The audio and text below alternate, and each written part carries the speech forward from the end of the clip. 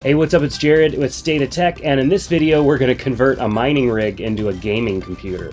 Now, miners or people who have gotten into cryptocurrency mining get hammered by people who are into gaming because of the issue with all of the purchasing, thus price hikes on the GPUs. Of course, the price hikes have gone away and GPU pricing has returned to normal, and mining, the buzz and the hype is kind of over. But my story in the short, and you've probably seen mining videos of mine in the past, I built a couple mining rigs, I had a course on how to build a mining rig, and I still am doing a little bit of cryptocurrency mining. But there are just instances where some aspects of mining just are not as profitable as they once were. The more people that get involved, obviously the less of demand for processing power, and so it gets a little bit more challenging. Plus, I live in central Northern California, where it is currently going to be 100 degrees for the next couple of months, and cooling these systems gets to be quite challenging. So over the winter time, fall, winter time, and spring, profitable because I could run these rigs 24/7. But now that it's getting extremely hot, I have to pick and choose how I'm going to run my rigs and how that's going to work out. So I still am mining. I'm just mining on a smaller level through the summertime. So I thought, while I have this hardware sitting around, let's build a gaming PC out of it. So what you're looking at right here is a mining rig that I took most of the GPUs out of. There was 6 GPUs across the top here, and I had 2 kind of sidecar GPUs to make for an 8-card mining rig. I've got the 2 PSUs here, the 2 power supplies, so that I could power up to 8 GPUs. We've got the motherboard over here. So basically what we're going to be doing is taking the motherboard out, we're going to take this GPU and one of these power supplies, and we're going to put that into a traditional PC case so that we could do some PC gaming. The reason that I've wanted to do that is simply so my kids, who I've been doing a little bit of gaming with lately, we have an extra computer to work from. Gaming on a laptop sometimes is kind of a pain because of the smaller display and the dissipation of heat and stuff like that. So we're going to go ahead and build another gaming PC. So I'm going to go ahead and disassemble this, and then I'll talk a little bit more about what we're going to do, and then we'll go ahead and assemble it into a PC case. Let's get started.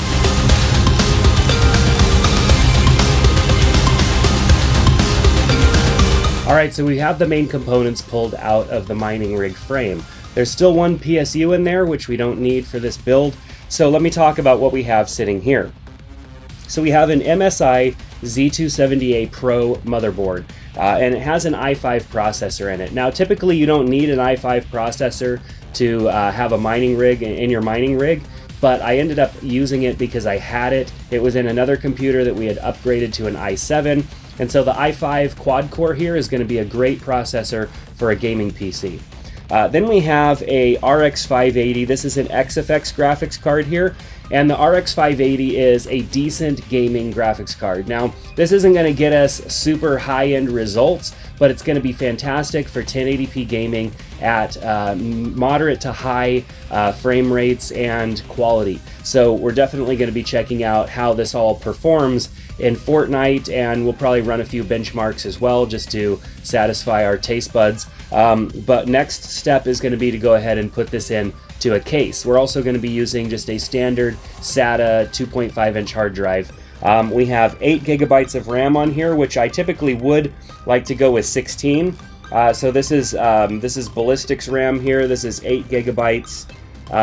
This is 66 megahertz, and it should be good enough for some moderate gaming. Of course, 16 gigs would be preferred. I do have 16 gigs worth of RAM, but I actually just want to see how well we can get by here. So that's probably a thought that I will follow up with either in the comments below or maybe at the end of this video, depending on how things work out. So let's get the case up here on the table and get this PC put together.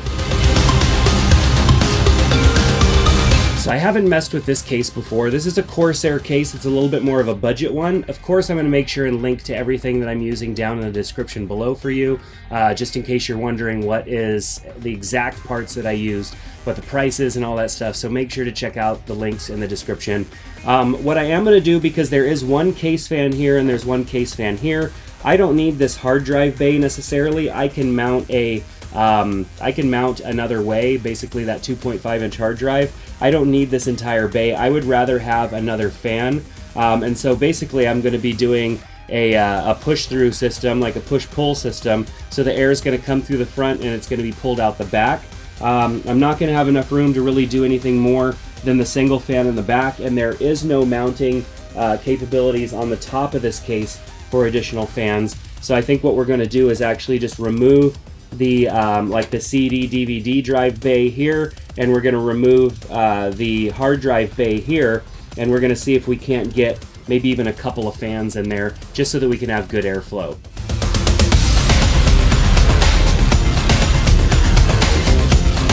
So upon further inspection, all we're going to be able to do is add one more fan without doing a little bit of surgery.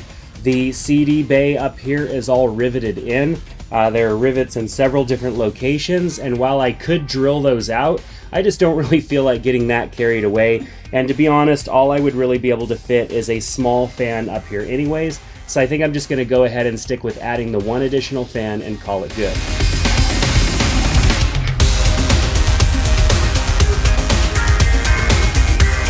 So now I've got the case prepared. I've got an additional fan installed. I've decided I'm not going to use the fan controller switch on the back of the PC. I have only 3 fans. I might as well plug them all into the motherboard and let that be, I can, set custom fan curves and all that stuff. I don't need to necessarily deal with this rickety little switch on the back of the case. I'm not super confident about it, and I feel like that might be a point of failure.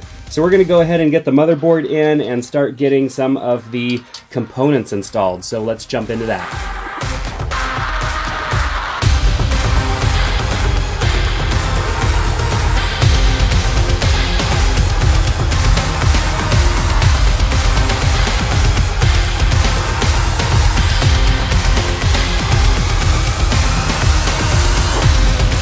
Alright, so I'm about done. We're ready to button this thing up and fire it up. I'm going to have to format the hard drive, get Windows reinstalled, or just kind of deal with some of those basic things, because this was completely configured to run as a mining rig, and it was configured to run not in Windows but actually in Linux.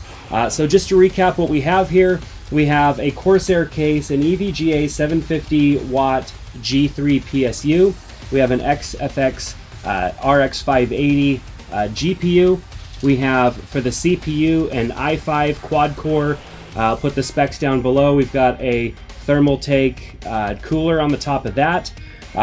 We have a 120 gigabyte hard drive, which is not a very large one, but it should get us by for just simple gaming. Like, as long as we don't install too much stuff on there, it should be good. We added an additional fan, so we've got 2 fans that are actually going to pull air in through the front of the case and push it out through the back of the case. We basically maximized as much room as we would have here for fan installation, and that's going to do it. So we're just going to go ahead and throw the panel on. Now, you may have saw me get out the manual for the motherboard. I was hooking up the power buttons and all that stuff. Some of those on basically every single motherboard have a slight different configuration, and so I wanted to make sure that those were connected properly, because this motherboard in particular does not have an actual power button on it, so you have to run your power cable to it, otherwise you're not going to be able to get your system to power on.